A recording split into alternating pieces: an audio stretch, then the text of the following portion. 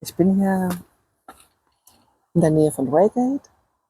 Meike ist mein Woofer-Host und ich habe sie gebeten, uns eine Runde durch ihren Garten zu führen. Das ist ein sehr alter Garten. Meike lebt seit über 40 Jahren hier. Und ich denke, der Garten hat im Laufe der Zeit einige Veränderungen erlebt. Hello. Hello. Hello. Yeah. I'm here near Reigate. Okay. This is Meike, my Woofer-Host, and she likes to tell us something about the garden. Okay. Yes. Should we start here? So, are you going to hold it all the time, or I hold it. Okay. Two. Yeah. Here we come in. It's a back gate. See, well, what can you see? I mean, when I look, I can see a lot of trees. You know, this is my garden, and this little house here is where the Woofers sleep. Originally, it was built to store vegetables because we got this for the good life, to grow vegetables and sell them. And this area here, actually, when we came in 1982, was just wild grass, no trees or anything. And we decided to put some grass on it and put some plants on it. And later on, we introduced permaculture plants. So just shut the gate here. Yes. And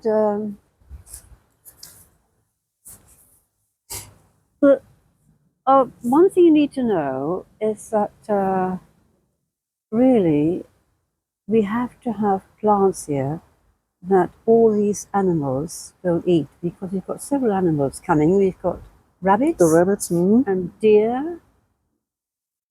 Those are the main ones. And then also we've got foxes regularly coming. Regularly coming. Well, every night.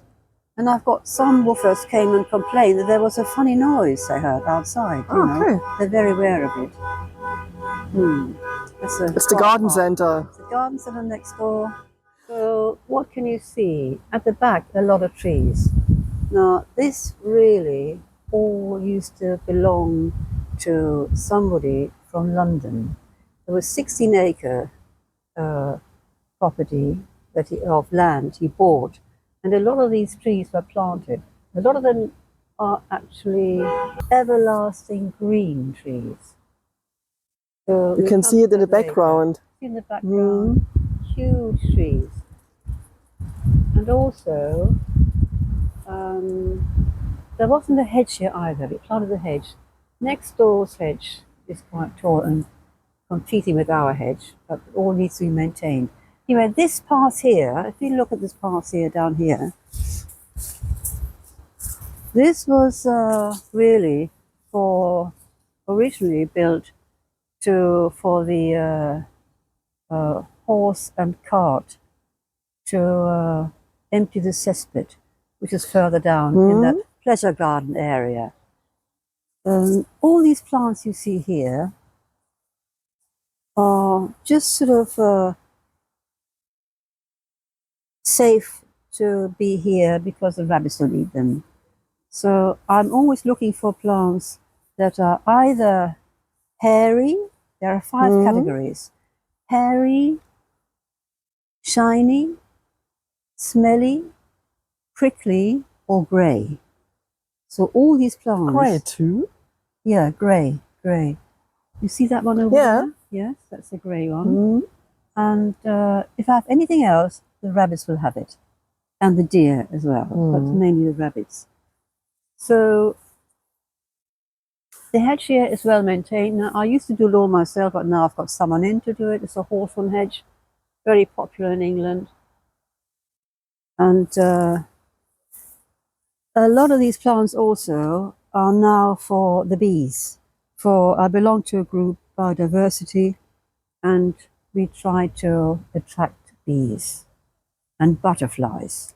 Really, not so much bees actually, it's more butterflies.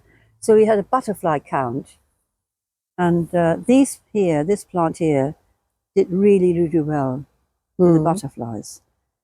So we sat here for, I think it was half an hour, and counted the number of butterflies. Yeah. I've got a lot of fruit trees here because we thought, you know, apart from growing vegetables, it'd be nice to have some fruit as well. So all these were planted 40 years ago. We've got the mulberry, that very tall one there, which is going to be pruned back soon. I don't know when, but I've had someone in, and arborist, to give me a quote. We've got a cherry and a couple of plum trees and a pear tree and a quince at the back there, and also a damson. We can So have a look. little area of fruit trees, yeah. So I'm just going to show you these little steps going Yes. down here, because this was done, the grass area was arranged for permaculture, which means that you don't stand on the land, you can reach it from either the path or from here. From And every all edge. these are actually all permanent. The only thing I don't buy new plants, I just transfer from one area to another to see how they're doing. Over here is a huge field or huge area of comfrey, evergreen, and I just cut them down. They're good for the compost, and they just cover the ground. Permaculture, you've got to have everything covered. Everything covered. Here's my compost bin. There are various areas, 3 areas, and another one for the leaf mold over there. There was one which we emptied early this year, and we put all the compost behind there, so that's ready to go on the land whenever I want to do that. You can see there's rabbits been here, compost here. That's an old one. That's the latest one, and leaf mold. Quince needs pruning badly, and they've got a huge privet hedge here, which needs pruning as well. Akuba, spotted leaves, and then we come to the damson over here, needs pruning. Now I've got a lot of ash trees. Now these are over here. You've got the first ash tree. You've got 1, 2, 3. I think I've got 6 or 7 ash trees. Eschen. They are a bit of a nuisance because, first of all, they drop a lot of little branches, which I collect in a sack and use them for firewood, or I use them for the bonfire. There's just too many branches. And dry branches. They are not green coming down. No, when they come down, they're dry. So I collect them in sacks. And I get the sacks from my friend across the road who's got horses. So she buys stuff for the horses and I get the sacks. Yeah. It's very useful. I've got a few raspberries here and raspberry plants. I've just cut them back and tied them up again.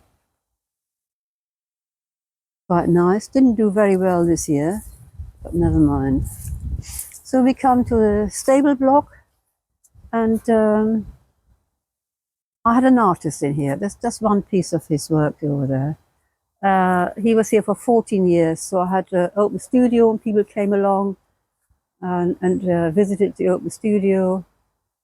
I've got several pieces of his. So little tulip over there, tulip sort of style, and another one in the pond. He did very well. He had these 2. Now I've got a painter in there and another one who's trying to grow edible mushrooms. It's a new experiment. She's trying. This is my tool shed. Another friend has got this to store her wool, and she's not using it. Maybe next time. Yeah, maybe next time. Yeah. So here we come to the pleasure garden from the 1880s, and all needs to be maintained. Got a pond here which is lined with Reigate stone, and I had this repaired. Now Reigate stone is very special. The Tower of London was built with Reigate stone. The Reigate stone is a white one, if you can see any of it. But I had it repaired. And when we came in 82, the whole thing was covered in silk. You couldn't even see that there was a pond. So we had it dug out by some volunteers. And we still need to be maintained, this pleasure garden. This is the inlet where the water comes in. from across the road and down the hill, down Ragged Hill, and it eventually ends up in the Thames. It's a very huge pond. This is it's in the shape of a duck, actually, which you can't see from The here. shape of a duck? But if you saw, this is a head area, and that's the beak over there, and then it's a long neck going over there. So if you go up on a tree, you can see it. You're going to be discovered. Okay, we need to climb up the trees. Yes, I'm not going to do that. So here we come to the evergreen area, or the park. That's an old shed which I use to store my wood. I've got a lot of wood, and I've got a lot of yeah, there's another ash tree here. Rhododendron, which Wonderful trees. which are not in favour anymore now. I don't know why, because they're not native. Suddenly, everyone's turned against them. I haven't had them pruned. I don't know how to do that. There's a big mistletoe here, absolutely enormous. I keep on cutting it back because I visualise a sort of path along here, and that path there leads to the pond from the big house which he's built in 1880. It's now made into flats. The big house is built on another area. Yeah, that's next door here. It's sort of not a neighbour. And you told me you had sheep. Yes. So this is the first. I've got various fields. This is the first one, or we call them paddocks because they're for sheep. They're called paddocks. Mm-hmm. This is all fenced off, and we had sheep here. We had sheep for 20 years, and I got involved with For with the self-sufficiency. sheep, doing spinning and making felt, and you know, travelled the world. And I became editor of the Felt Makers magazine, and oh dear, it was a very busy life. Very busy life. That's good. Yeah. Better than So a here boring life. we've got a lot of try to keep the ferns going here, just to sort of use this area, mark the path here with some bits of wood to cut off, and so here we will walk around the pond. We can walk around the pond sort of nearer there. Yes. And it's one of the sculptures which the artist left down there, using mainly metal. I introduced him to metal. This is evidence of the badger. Got a badger coming here. Badger is der Dachs. Yeah, and he makes these sort of holes, very, very perfectly round holes, and then comes back. Oh, here's this new one. There's a new hole here. Really exciting, because I come here quite often to have a look and see what he's been up to. It's ready. It's ready. Ready for use. Ready for use, Oh, yes. okay. He hasn't used it yet. But you can see 1, 2, 3 have been used. Even more. There's another 2 there. So he just makes them and comes back another time to use You should them learn to for cover his it. toilet. Yeah, I should have. No, I haven't got as far as that yet. So we It's come the around. tea house. Pardon? It's the tea The house. tea house. This tea house, we set this up because it's somewhere to sit, and Yes. it was for my 70th birthday. So when I was 70, we put this tea house up there. It's quite a long way to carry the tea, though. Quite a long way from the house. But it's lovely to sit here. Really nice. Get a lovely view. And you can see there's quite a lot of water in the pond, but not really enough. When it in winter, it fills right up to the top of the wall there, and I have to open the sluice there. Mm. So I've got steps going down to the pond. We can go around the pond there normally. Which way shall we go now? We can go either this way or the other way. We can go Let's have a this look way. there. Go back. Back to the bees. Go back, yes. To the second paddock. I'm just looking at all this here, and I think these are berries from the It's from the laurel. laurel. Maybe. Yes. Yeah, yeah. Kush All of these, lorbeer. yeah. Nothing you can do with them. No. So it's a little path along here, and we've had a lot of volunteers in the past. A lot of volunteers, you know, sometimes. You are a woofer host for more than 40 years. Yes, yeah, since '82. Been woofing, hosting woofers for all those years, yes. And also volunteers for laying hedges and things. And so we had to build a sort of compost loo here. Eine which is now- Komposttoilette. Yeah. You can see the traditional sign there to show it's a special place. Ah, yes, the heart. But it needs to be repaired. It needs to be repaired. It's not being used at the moment. But I didn't actually show this. There's toilet paper in there. It's got these two containers. And the one that has got a lid, just open the lid and use it as a toilet. And when that's full, this one is ready to be emptied. Ah, okay. So, you know, it's just those containers. And you there. change them. And then we change You over. empty the empty one and change over. Yeah, that's right. There's no smell. No smell. It's really good. That works. What material do you use to cover? And If you're already on toilet, you put there some just paper. You got paper in the bag, and you use paper. Nothing else. That's it. You don't wash your hands or anything. But if you want to wash your hands, you can use the you water. can use the somewhere. pond. There's water. The pond is a bit far away. This is one of the bonfire sites here. But we've got the open fields here at the back, and there's always wind here. It's a neighbor, the neighbor's field. Yeah. It's a farmer, local farmer, I should say landowner. His land belongs to the landowner, and he has various farmers that rent out the paddocks. This paddock here, next to it's going to be used for grazing animals there. Probably donkeys or, I don't know. I don't think it's going to have sheep there. So we can come back to the bees because we haven't seen the bees yet. So this laurel patch is to hide the cesspit.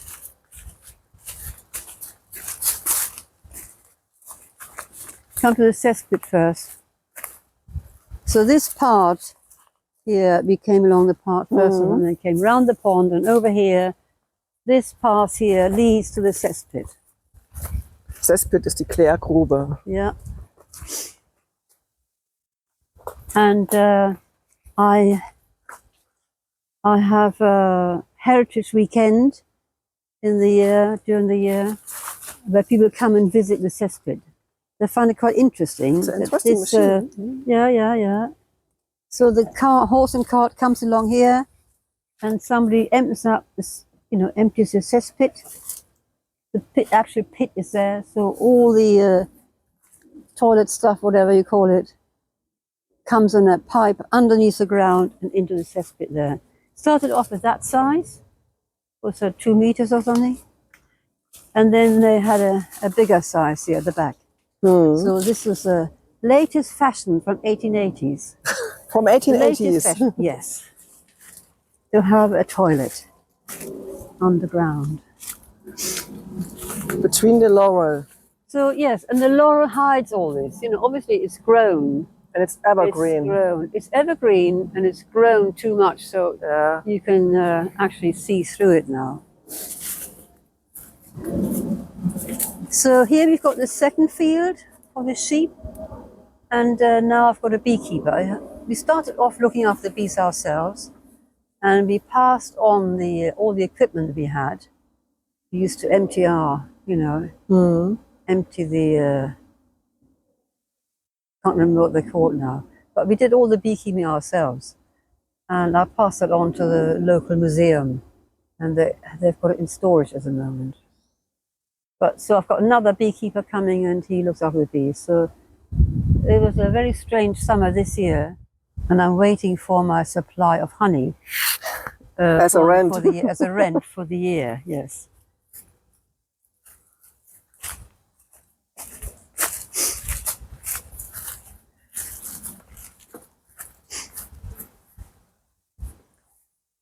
So this is the largest field here which we had for the sheep, and at the back there is a huge shelter belt with a lot of trees there and a gate to the public footpaths.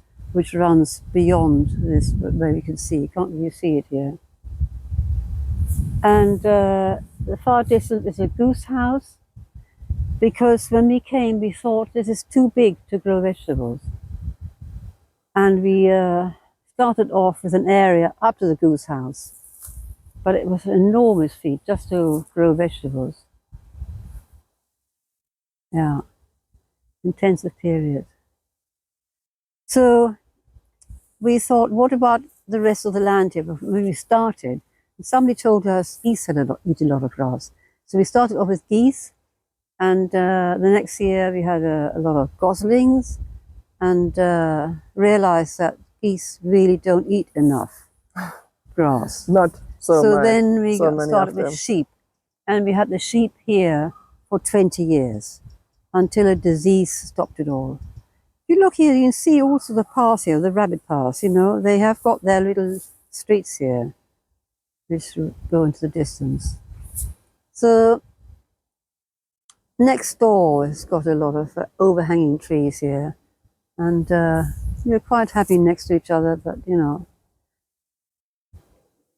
it's not being used, that land. The thing is that this is an area of, it's a shelter belt around London, and this area here is in an area of outstanding beauty. Outstanding beauty. Very difficult to get any planning permission to build anything on this land. So we just maintain it. And now with biodiversity coming along, you know, we'll just maintain it, really. In the middle there, you can see an area for various plants, this herb area. Some herbs. But this is where I get about nearly £200 every year from growing Babington leeks. And you can see these stalks sticking up, still from the Babington leeks here, Okay. which I harvest, and I send them off to somebody in the south of England who harvests them. Babington leeks ist ein sehr spezieller Lauch, der hier heimisch ist. Yeah. It's native here. And the little bulbils, she collects those. I send them off, cut them off with big stalks, send them off, and she collects 20 bulbils in a little paper bag, you know, beautifully labelled, and sells them for £9.99, I discovered. Well, you know, I sell them about, I sent her about 2 shoeboxes full. So she's making plenty of money out of that. I thought maybe I should ask her for some more money, but never mind. The problem with this area is we have a lot of brambles. And Brambles sind die Brombeerranken, die kleinen. And I need to make sure that when all this area is cut back, because I haven't got sheep anymore, it needs to be cut back. And I've got to make sure that it's cut back in autumn before the brambles take root. Otherwise you can't even walk anymore.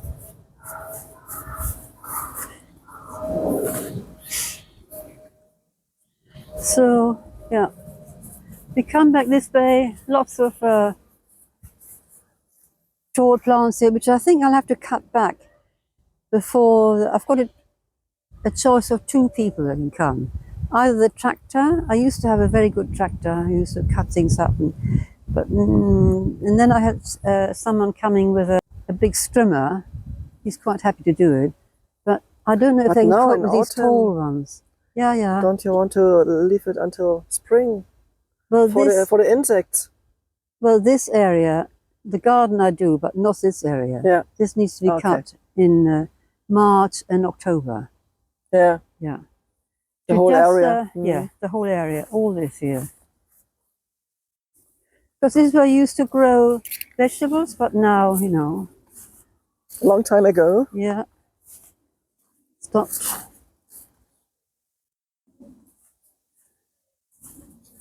There's a post somewhere here. It still has a pipe for water. You've got a pipe coming from the house. Oh, okay. I need to secure that somehow so it doesn't get damaged. We laid that pipe right from the house. That green pipe. I There was a see. post. Yeah, that's it. What's happened to the tap? Is it down there? I can't see any tap. Oh yeah. Well, that was it was There's a tree on it. No, it was standing up. Right, okay. as a marker. This For- was a marker for people to know it's there, you know. So I'll needs to tidying up. Let's have a look. Find the tap. Don't find anything. There's nothing. Yeah.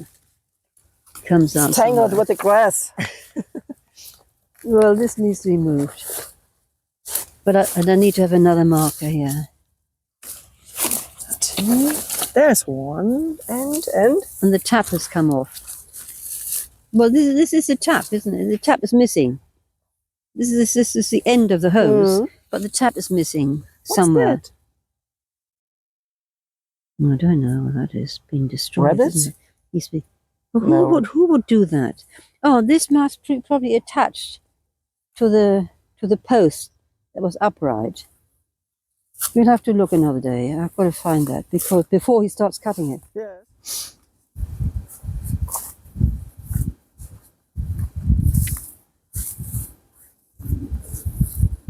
All needs to be cut down.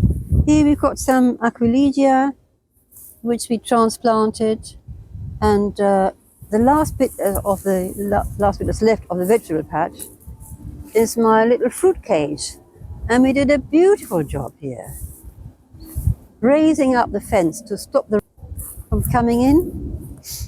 And these are very old gooseberries. I had a very good harvest this year, and really pleased with this little fence here.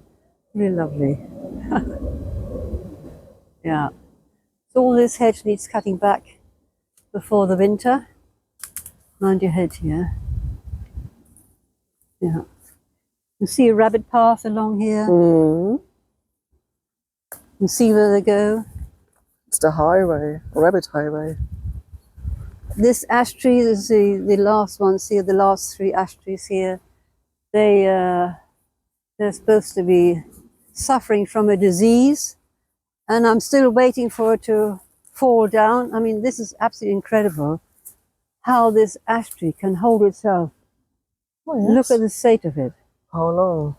How long? Yeah, now waiting for it to fall over, but Looks like this. it won't do it. It won't do it. It's just waiting. I don't know. Quite a few hazelnut trees here, and I usually cut back the low branches that come up. Do you harvest the hazels? No, the squirrel does. The squirrel. Yes, I've got several squirrels.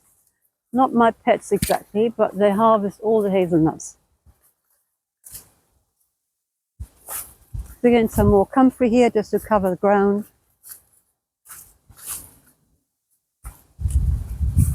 One of the bonfire sites. Somebody gave me a mulberry tree. It's a small one. A small one, yeah. Easy to harvest mulberries from, but it didn't do too well this year. And a monkey puzzle tree, which they thought would be suitable for this garden. It's growing okay. We come back to the pond now.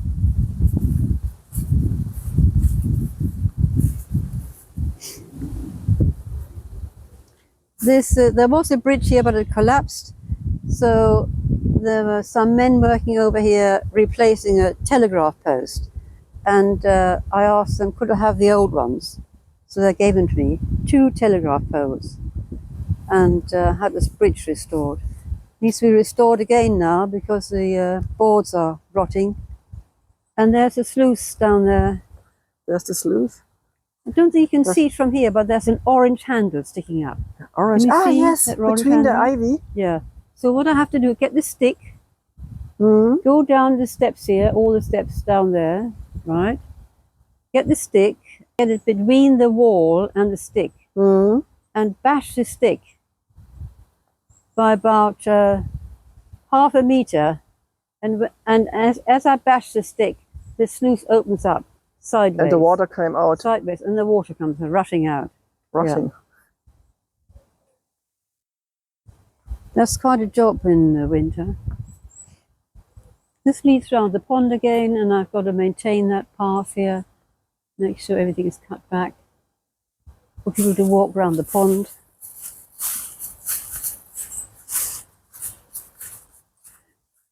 Big area for the bamboo.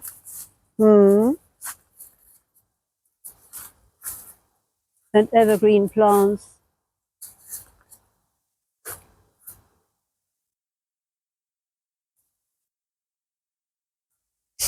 Now this one here, I know the name of it actually, because I'm not really into names, and especially not Latin names. But this I do like is called barrenwort.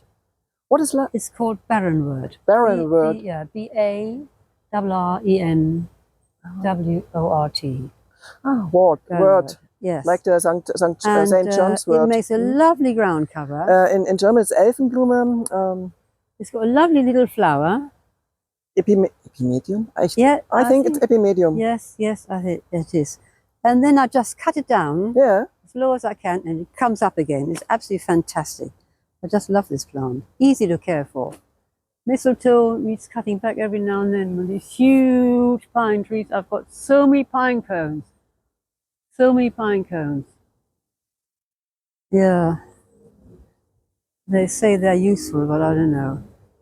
Quite a few wild cherries we planted, but we didn't think about pruning them, so now they're just going wild. Quite a few of these wild cherries. No fruit on them. Just look like it. I think that's about it. Yes. We've done the round. It's a nice round. Yeah, that's it. Thank you. Yeah.